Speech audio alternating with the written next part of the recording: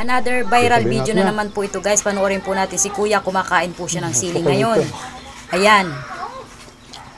Pang 20 pong sili, okay pa naman po siya. Hindi pa po siya nahahalangan dyan.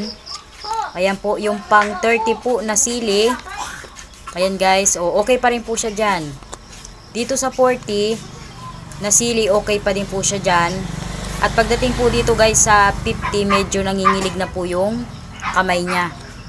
At dito po guys sa 60, pansinin po ninyo pag mag 60 na po yan, piraso na sili, ayan po, medyo naangahangan. Tingnan po ninyo yung kamay ni Kuya, nangingilig na po siya. At pagdating na po guys dito sa 70, ayan. Ayan, sa 80, kaya pa niyan. Ay, pero nagre-reklamo na po si Kuya, mahalang na daw po pagdating po dito sa 80 piraso na po ng sili.